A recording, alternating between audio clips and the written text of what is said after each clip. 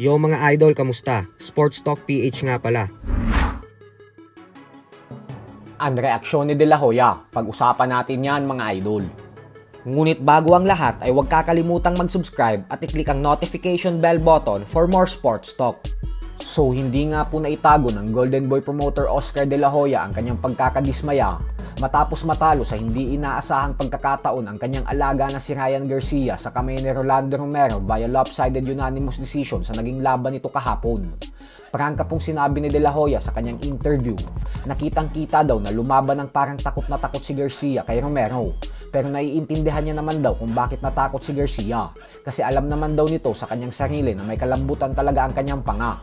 Pero ganun pa man nga po ay giniit ni De La Hoya na matapos ng hindi impresibong performance na ito ay kailangan daw talagang bumalik agad ni Garcia sa lalong madaling panahon at patunayan ang kanyang sarili na isa siya sa mga lehitimong boksingero sa kasalukuyan. Kumbaga ay kailangan daw gumawa ng paraan ni Garcia upang makalimutan ang nakakadismayang pagkatalo nito kay Romero sa pamamagitan ng pagbawi at makakuha ng panalo sa isang impresibong paraan kontra sa bigating fighter.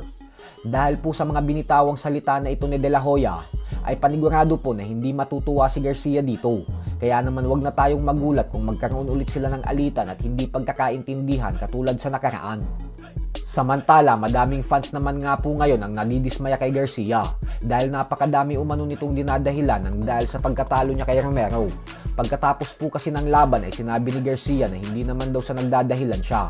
Subalit ayaw niya daw nung naging setup kahapon na ginanap ang kanilang laban sa sentro ng Times Square kung saan mga VIP lang ang nanunood ng live. Kasi ang konti daw ng tao. Naririnig mo daw ang sinasabi ng bawat isa kaya naman parang sparring session lang daw yung eksena para sa kanya. Bukod dyan ay sinisi din ni Garcia na ang layo daw pala ng hotel sa venue kaya ang tagal niya daw sa loob ng sasakyan para sa kanyang entrance papuntang lona. Dahilan kung bakit hindi na daw siya nakapag-warm up. At bagkus nanlalamig daw siya noong nag-umpisa ang laban. Sinabi din ni Garcia na malaki ang naging epekto sa kanya nung pagiging suspendido niya ng 1 taon sa sports ng boxing. Kasi mahirap daw talaga yung wala kang laban ng mahigit 1 taon. Kaya hindi niya daw itatanggi na kinalawang umano siya. Pero ganun pa man nga po ay sa kabila ng lahat ng ito, ay klinaro pa din ni Garcia sa lahat na hindi siya nagdadahilan. At bagkus sinasabi niya lang umano yung mga disadvantages sa parte niya sa laban na ito.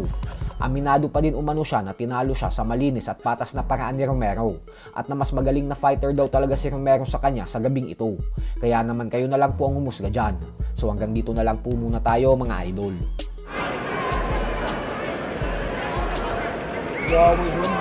Star power.